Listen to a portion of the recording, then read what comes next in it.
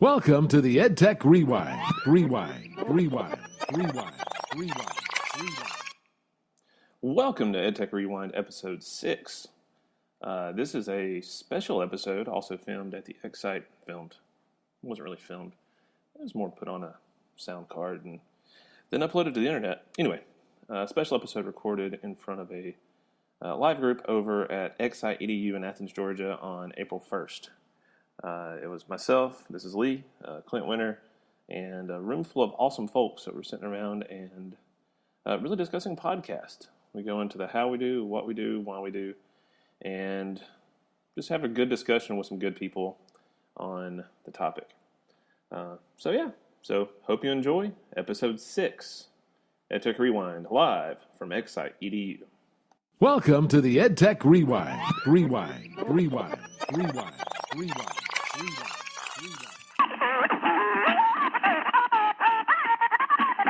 Sweet. There'll be intro music, by the way, that plays whenever you come in there. Not now. I'm not now. singing. No, we're not singing right now. All right, so welcome, everybody. This is episode, will this be 6? 6. Let's say 6S. Okay. Because it's kind of a special edition of EdTech Rewind. This is me, Lee Green, and... Clint Winter. Yes, and we're sitting here live, actually face-to-face. Typically when we do this, we're sitting on Google Hangouts, looking at each other from afar, occasionally having buffering issues where Clint's face will freeze up and go, and it sounds like he's trying to drop some dubstep on us. Right, and then also Lee has this very fancy equipment, whereas I have a Mac that I yell into the red dot on top of. So we use, but it's pretty cool that we're able to record our podcast using YouTube Live because, you know, Athens and Rome are about 2,000 miles. Well, that's 2,000 miles apart. Right, yeah. You're not wrong, right. But you're not right either. But yeah, 2.5 hours. But with the, I guess, but I don't have to use the bridge to get to Rome. So no, I came over that bridge on the way here. Yeah. And if any of you are familiar at all with Atlanta, and so there could be international audience that are listening to this, just Google Atlanta Bridge. I'm pretty sure that made it on all the ATL and larger news feeds. But yeah, so what we're doing here, and we have a packed house here at the special collection. Yeah. Give or take about 100. Audio, Who cares? You know, whatever. Audio doesn't lie. Yeah, that's right. So this is exciting. We're sitting here in front of an audience at Special Collections Library at the University of Georgia on this beautiful Saturday morning, April 1st, and kind of sharing our experience of what it is that we do here and how the podcast works, and kind of more behind the scenes stuff, where we come from, what we're doing, how we're doing, why we're doing, that sort of thing. So how did this get started? So this got started. So podcast, are you talking about podcast in general or our podcast? Let's Let me start back from, you may rewind it to the history of what podcasts are. Let's go big podcast, yeah. Okay. So podcast started about, 10, 12 years ago. And there was a group, because like when the iPod first got out, and then it didn't start off with iTunes. iTunes is one of the biggest things, but people were beginning to record their audio, and then the whole thing with podcasts is that it's on demand. So of course you can listen to it whenever you want to. So podcast started, like I said, in about 2004, 2005, and then they kind of died down. It kind of was real popular at first, and then you haven't heard anything about it. And then it was started using in some education at some points. Teachers were recording their class and their students and be able to do that. And there were some national ones. But then it really didn't go anywhere. And then iTunes started picking up podcasts and then listening to them in the iTunes music library. So that was, people were able to really, really get their point across. And then NPR, I guess, was probably one of the first, real instrumental, putting a lot of their things as for people to be able to download and get going. So I don't know, I met Lee 3, 4. Carrie introduced us. Yep. And we've been BFFs since. Wonderful, lovely Carrie Sigmund. That's right. And then, so Lee and I used to host a ridiculous podcast with a friend of mine named Doug Moore, and we were able to get like a C- list celebrity. I won't mention who it is because I'm not proud of it. But anyway, and he was like, Lee said, I'm thinking about doing one on education. I was like, man, I'm in. I've done it before. So, so we started, and then we kind of waned we recorded 2 episodes, and we waited 3 years to let the juices flow. And we started back a couple of months ago. So kind of maintain it with some fidelity. Backing up though, for the people that are here, How many of y'all listen to a podcast? I see a few hands. Everybody knows the word podcast, though, right? Because I still go into some circles today, and I think they're fairly ubiquitous. And people don't know what a podcast is. Like, how do you even get those things? Like, I'm kind of looked at like it's confused. Like, there's a button on your phone that says podcast. It comes native on the iTunes one, on the iPhone. And so it's still, I think I heard somewhere the other day, it's only 15% of people listen. And so it's a fairly large media, and it's kind of taken over radio, especially now. It's painful to listen to terrestrial radio. You get 20 minutes of music and 40 minutes of ads. And I know why they're having to do that, because revenue is declining and everything. But it's becoming it is a, for lack of a better term, mainstream media at this point. And there are any number of topics you want to find about anything that you're remotely interested in. Was that Where's Richard Simmons? That's a great one. Have you everybody heard it? So it's like one of the most or Serial. Have you heard of the Serial podcast? Yeah. So there's a whole term for that now. I learned the other day. It's called like these. I forget what it is, but it's kind of like high class binge type thing. So there's one that just came out that just did. It's called Where's Richard Simmons, or Finding Richard Simmons.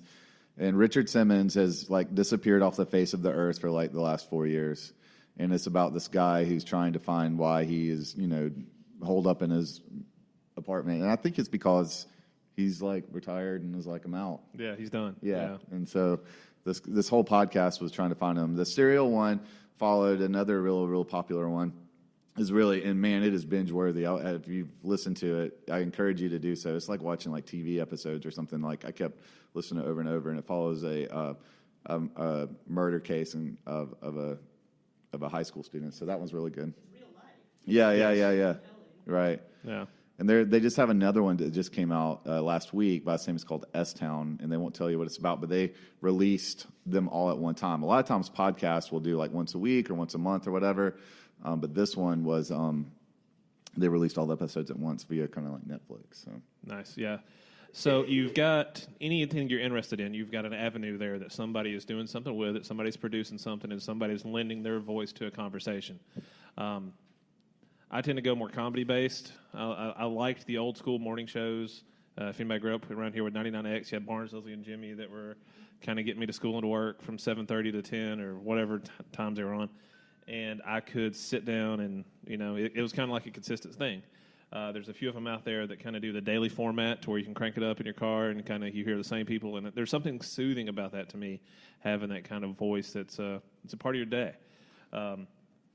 So with us, we're not that soothing morning voice, I don't feel like yet. We're not offering news and traffic and weather on the 8s. We're more, which would be really weird because it's like you listen with podcasts like anytime you want to. Exactly, yeah. Man, Lee, you got me like on 85 again. Yeah, I know. Dang it, you led me astray. So ours, and again, the name is EdTech Rewind. That's the name of the podcast. You can subscribe, Google Play, iTunes. It's in both those locations. And if you're interested in this, I'll tell you how it gets there as well. I've got some ideas I want to share with you about some things you could do there. But I lost my train of thought. It's never good to lose your train of thought on a podcast. We're talking about you were just talking about our podcast. It's called EdTech Rewind. Our podcast. Thank you. It's called EdTech Rewind, and that's going to happen a good bit on our podcast. I think Clint said for our podcast we shoot for about 45 minutes in length. Sometimes goes over a little bit, and out of that 45 minutes, probably 20% is solid educational talk, and the other 25 minutes is what? Just magic. Magic, yes. Magic is a good way to describe it. It could be us. The last podcast, episode 5, I believe, was Conversational Dothraki. If It's anybody follows ridiculous, Game of yeah. Thrones, Clint's working on an app right now to help you learn how to speak Dothraki more effectively. We've covered the movies of 1984 in great length, probably a little bit too much. But it was... Yeah, it's a conversation. I feel like Clint's one of the smartest people I know, and I'll fake it till I make it. there you go, buddy. That's all you got to do. But it's that conversation. It's an opportunity for me to have that conversation with him and check in with a buddy once a week, and maybe put something out there into the world that other people may find useful and interesting. So maybe. yeah, maybe. So and again, some EdTech stuff and looking back and hitting on some maybe popular trends or news stories or things that are out there in the EdTech world. But yeah, that's kind of right. our And then podcast in a what's nutshell. helping, just to go back a little bit, what you're talking about is what's so great about podcasts is there's a niche for everything. Like I have I have like hiking podcasts out there that I follow. There's some great comedy stuff. But then there's also a lot of really, really good educational podcasts that are out there as well. And what's great about a lot of the EdTech podcasts is they're usually pretty short, like 20 or 30 minutes. Like I'm just drawing a blank. The guy that Jeff Bradbury. Jeff Bradbury, yeah. Yeah, Jeff Bradbury hosts. He's the educational podfather of the podcast world. He's got a thing called TeacherCast. That's his network that he has built out, and content coming at you left and right. What'd you call it? What was it? TeacherCast. And there's also like I'll play podcasts in my class. Mm-hmm. So like there's like the history of Rome podcast. Oh, yeah. In Egypt. So maybe like I'm having them draw the pyramids as they listen to a podcast about the history of Egypt. Right. So it's like grown up story time, and they really like that. And so if Dan Carlin's Hardcore History, he goes like way in depth on things, and he'll sometimes have 2.5, 3 hour long episodes that just tear apart stuff and can go in there. And that's something. I have to watch the language on some of them occasionally, just making sure you, again, front load anything you bring into your classroom. But the resources are there. There's really smart people that are doing amazing things and wanting to share their stuff. Right now, I'm in a huge Tim Ferriss kick. I don't know if y'all know Tim Ferriss, 4 Hour Work Week, 4 Hour Body. He's all about streamlining and simplifying your life and getting your stuff together. Had to watch what I say there. This is not explicit. Yeah. That's the after hours podcast. Yeah, that's EdTech After Hours, which is a thing. There is a hashtag called EdTech After Dark or After Hours. Yeah. It's 3 dudes that are really funny. Anyway, but yeah, so Tim Ferriss right now is something I'm into. He releases something once or twice a week, motivational, talking to Arnold Schwarzenegger, Triple H, other people that have kind of achieved or maxed out things in their life, and how can you rip them off and do what they've done. Right. So, And and I think that this could also be, and I need to do some more research and find, but also a great avenue for your students to be able to do as well. Yes. To have like a student created podcast or a student created radio show to be able to explain, or to be reporters on the field to cover live events or pretend like they were somewhere important. Repository. Absolutely. You could have your students next year in other classes listening, so it's kind of like saving you effort that you don't Right. have to talk about everything. Yeah, absolutely. I know my high school students, more high school students are listening to podcasts than adult people. Like I think Yep. younger Right. generations are very well versed in what this is, and it's familiar to them. so who remembers Saved by the Bell? Saved by the Bell, they had the high school radio station that Slater could not put words together on, and so they had to tell him he couldn't be a DJ anymore, and he just had to read the sports scores. So in Slater. So Get it AC together. Slater. He can't have everything. Right. He's got the dimples, So he's Jesse. Yeah, he's got Jesse the dimples. So yeah, he needs to have a weakness somewhere. So my vision and what I'm encouraging some schools to do, and we've kind of worked with them on some setup and doing some different things. A school can have a network. You can have Pepperell High School is one of the high schools I work with. They could have a WPHS, not necessarily something they're putting out over the air, but they can create a podcast network, and cheaply, and we'll show you how in a little bit. Cheaply, they can get their content, put it up, and have it out there distributed to the community at large, so that way that community could listen to what's going on around the school. They could have a kid that's hosting a sports show. They could have a kid that's hosting a teacher spotlight. We've got one Pepperell, again, I'll stick with them. We've gotten, through Striving Readers grants, they've built out basically a studio, and they're starting on a local history project. Pepperell, if you've ever been up to Lindale in that neck of the woods, there's an old mill that was there for about 103 years that shut down maybe 10, 15 years ago. There's a history teacher that's trying to keep that culture alive and trying to talk to those people, because the people that worked in that factory, we're losing them. They're not really around there's not as many of them around Sure. as it was when it closed. And so he's having students lead this, bring them in there, ask these people questions, get their information down, and really given an opportunity to keep that story alive through this digital medium. So there's the only limitation that we have here is the imagination necessary to get stuff done. And if you have an imagination, if you have a drive, if you have the stuff we're dealing with right now, the equipment we have, and we can, again, I feel like I keep saying we can go into that in a second, but the equipment is kind of secondary. Absolutely. You can do this on your phone, on a computer. If you can obviously extrapolate and get more professional and try to sound better, and because if it sounds better, you can get more listeners, and get more listeners makes you feel better. Because you're not talking to yourself, and that gets kind of scary. But yeah, there's a world of opportunity available to us to create. And our Clark County folks too, our kids could do this very cheaply and easily on their own device. I mean, they could do it for free. So even if they did it and then uploaded it to Google Drive, you used to be able to host, but you can't do that. But we'll walk you through that. So if we're talking cheap, and I'll stay cheap again. Everybody that has an iPhone has a set of these, and I know it's not good pod saying these and holding up something. I've got a set of iTunes earbuds. What I heard, and I'm trying to think of the guy's name. He's a really smart dude, and I feel bad. But Steve Jobs. Steve Jobs, yes, this was his idea. So you take your iTunes earbuds, and they have a microphone on them. So the best voice and audio you can get on something is kind of like the lapel mics that you clip to yourself.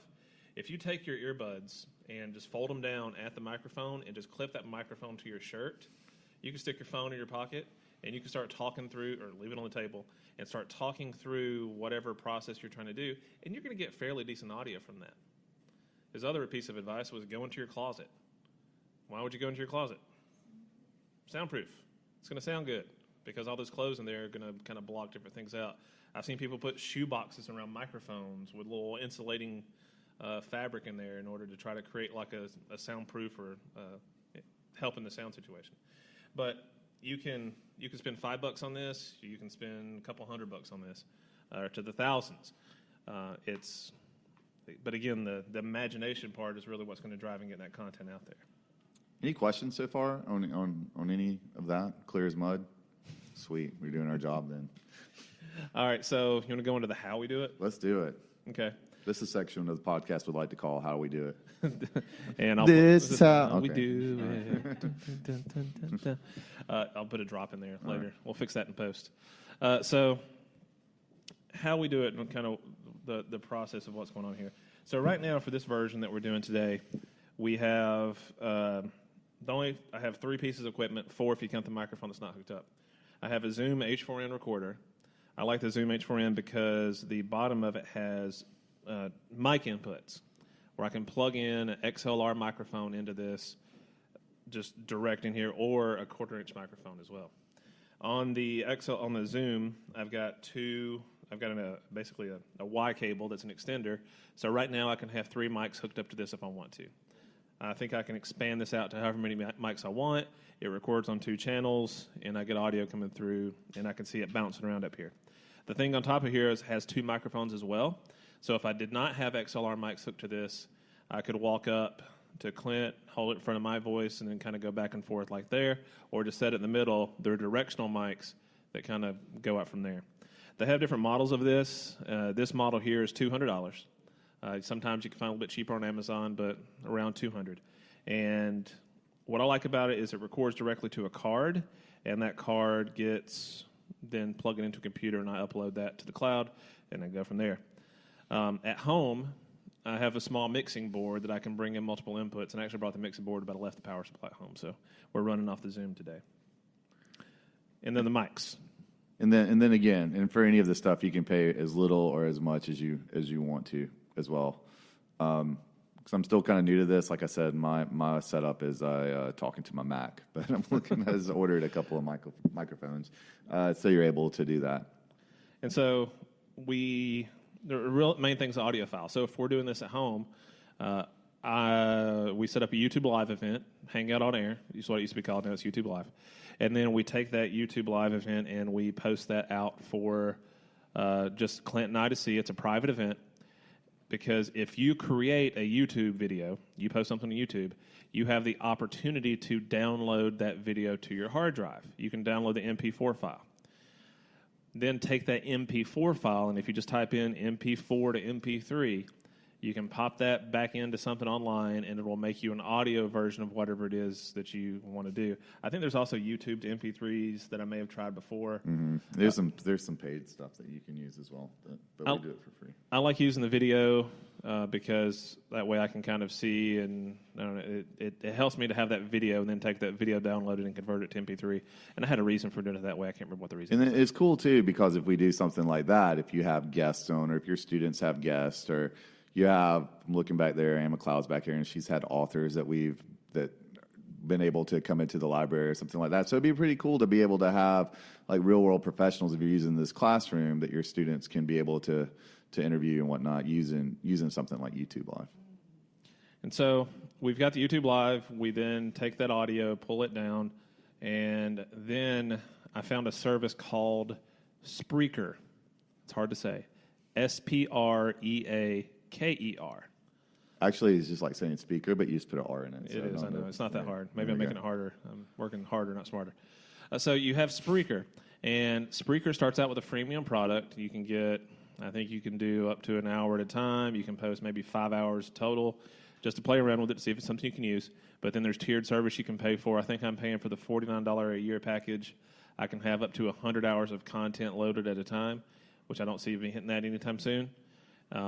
And then from there, Spreaker creates the RSS code that is necessary to send the file to iTunes as well as Google Play.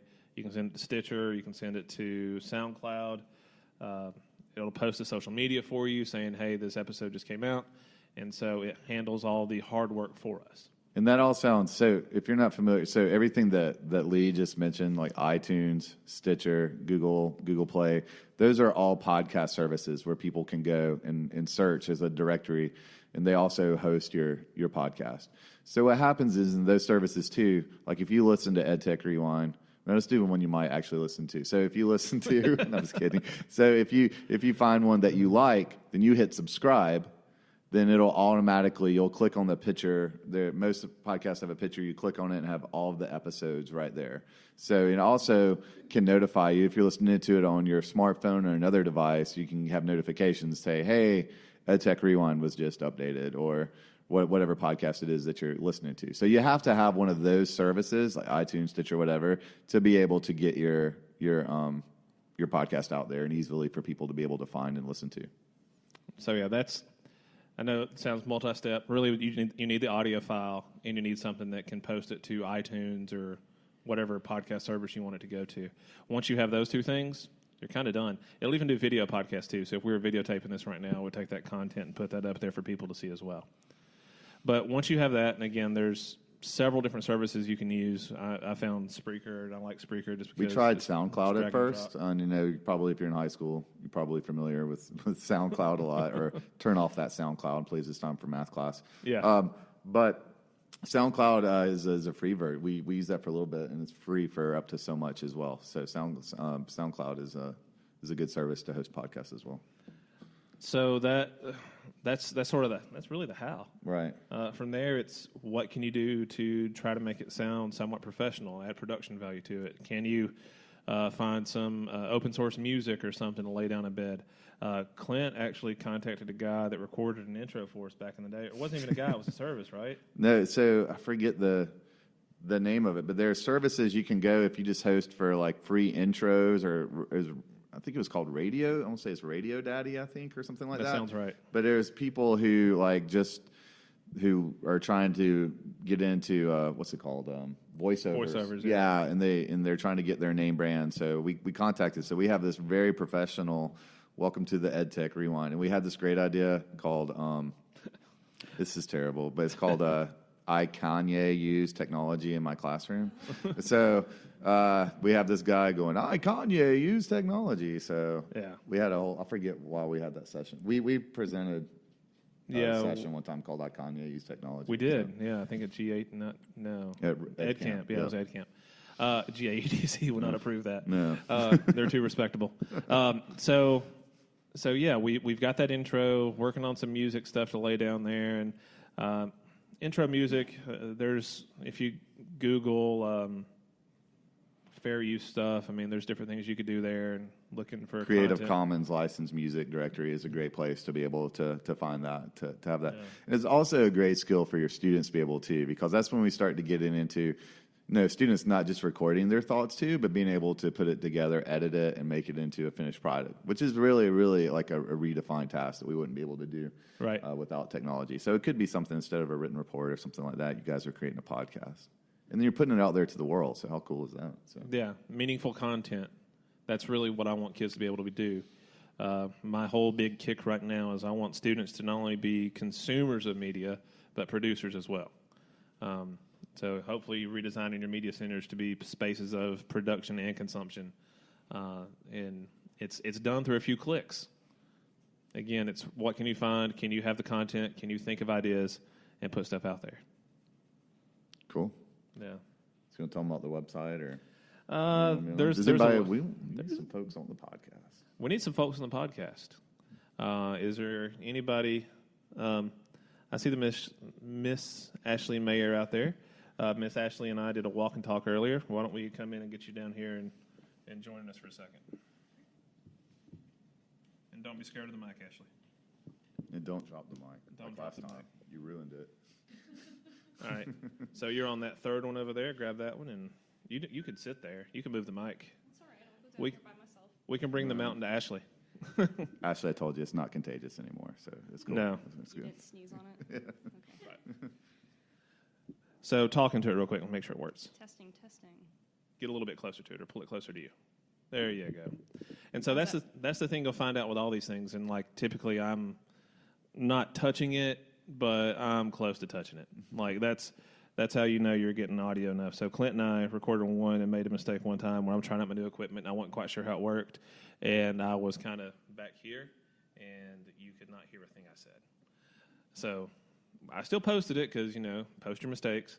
But I would say, and this is one of these great learn from your failure type things. Yes. Because, we did. Yeah. Still are.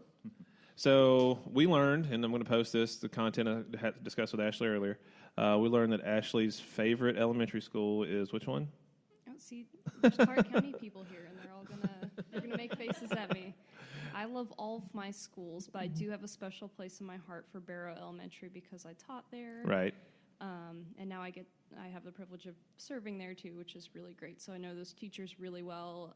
The kids that are there, I've known from the time they were in pre-K or earlier. So it's hard to detach from that. So, but all my schools are really great. And one of the wonderful things about Clark County is that all of our schools are so different. And so I work with such a wide variety of kids, a wide variety of teachers. And so every day is something new.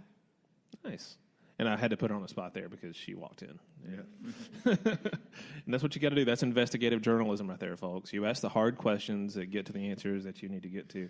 Where were you last night, Ashley Mayer? Sleeping. Good for Me you. too. All right. Good for you.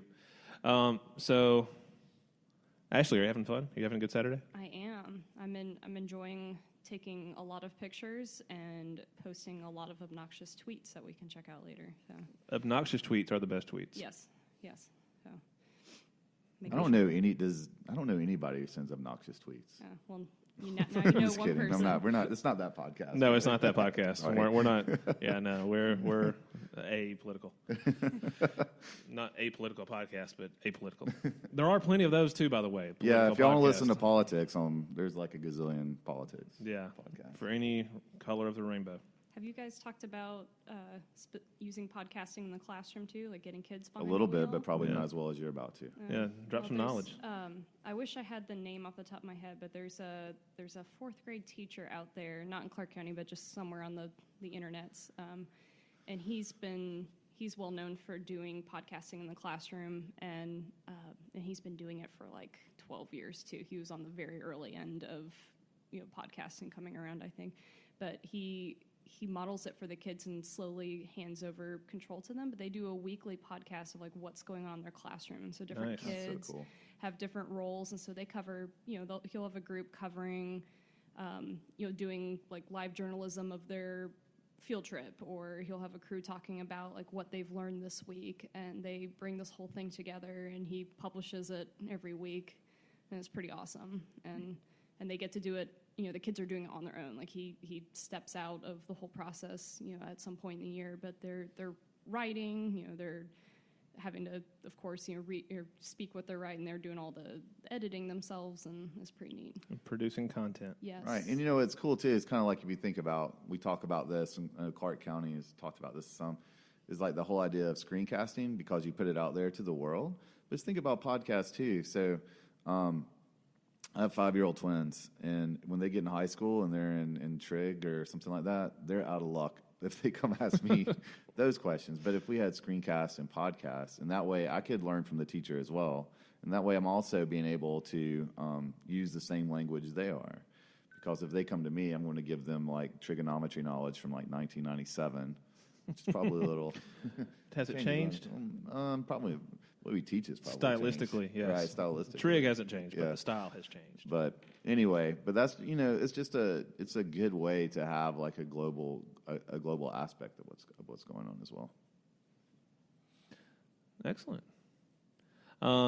Audience-wise, are there any questions, comments? And if you do, I'm going to ask you to come grab a mic, because I want the world to hear it as well, because it's important and you matter. For the thousands and thousands in attendance in this massive hall that we're in right now. That was a question from Amelia. How do we upload the podcast into the podcast site? The beauty of Spreaker is it's drag and drop. Once I have an audio file on my computer. Yes, ma'am. Yes. And and then two is when you do it first, of course, to have some type of editing software as well. So if you're using a Windows device, Audacity is a really great free version to be able to use. Mac, you can use GarageBand. On Chromebooks, there's a lot of different extensions and stuff. I mean, I guess you could even use the YouTube video. If you're doing the video, you could use the YouTube video editor to be able to edit it and then download the MP3 file. So I did something similar to this at Ed Camp a couple weeks ago, and I pulled in superintendents, principals, whoever was there, and kind of interviewed them. And I did it on YouTube Live, and I posted that video out there. But instead of just posting the raw video, because I had like 4 hours of raw footage, I pulled down the interviews, and I shot little introductions just in, what's the camera photo booth thing on a Mac? Shot little introductions on photo booth, made a video, took that video, converted it to audio, and I had it done. The process probably took me about an hour and a half of editing on the back end to get my intros, my breaks, and separations there. But again, if you put that in students' hands and they can learn how to mix and how to add effects and do different things, I'm keeping it basic. Right. And that's probably important for our students too. I mean, if you've done digital products, in your class too, a lot of times, in just my experience, our kids are really, really more excited and caught up about what music we're going to put in, or what special effect, what's going to explode, or or whatever. It's a video of nothing but explosions. So, it might be a good thing to just get started, just to be able to have the thoughts and the idea and the practice. They're trying to make Fast and Furious.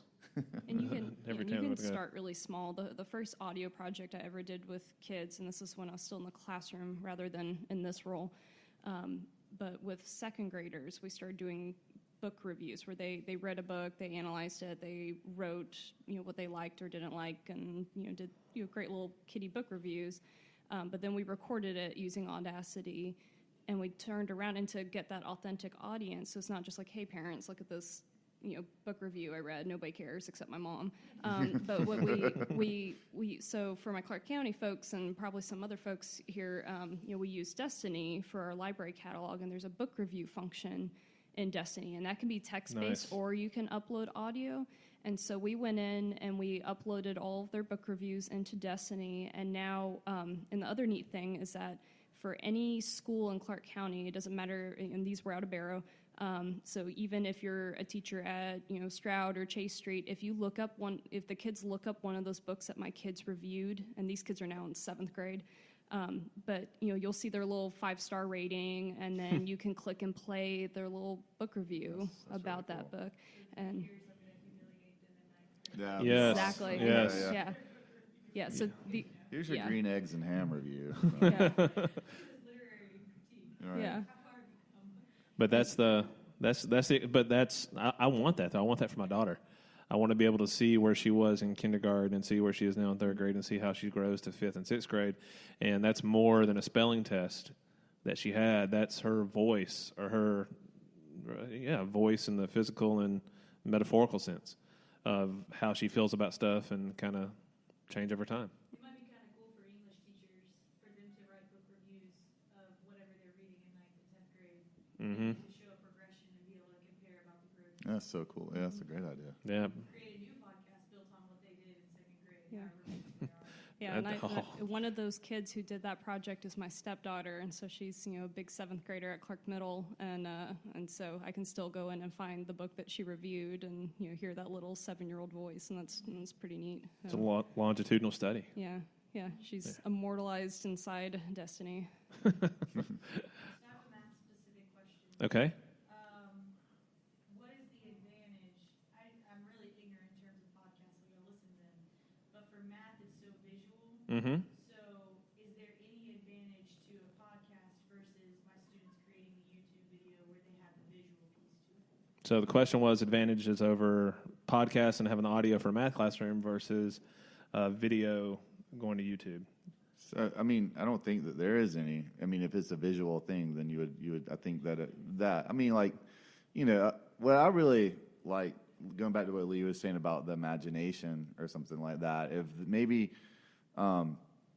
you could go in, if it's some type of historical setting or something like that. I'm just trying to think off the top of my head where I could do that with math. But like, here's an interview with Pythagoras. Or, And describing a process or a Right. product. And Right. I've heard podcasts with mathematicians where they're not necessarily going into the weeds on x squared times b squared equals c, whatever.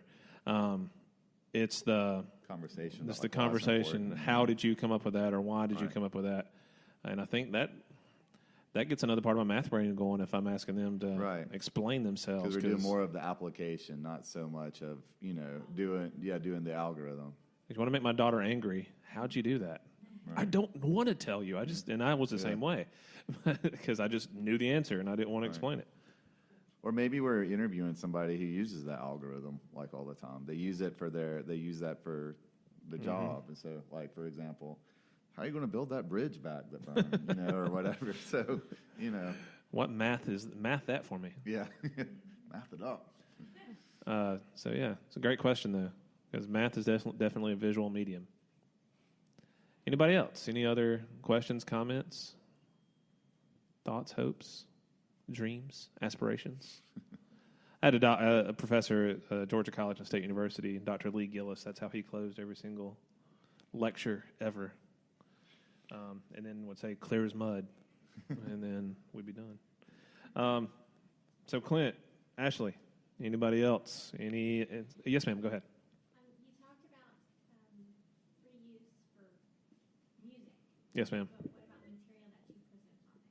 And what sort of copyright do you have? So free use for music, and what sort of material can be presented?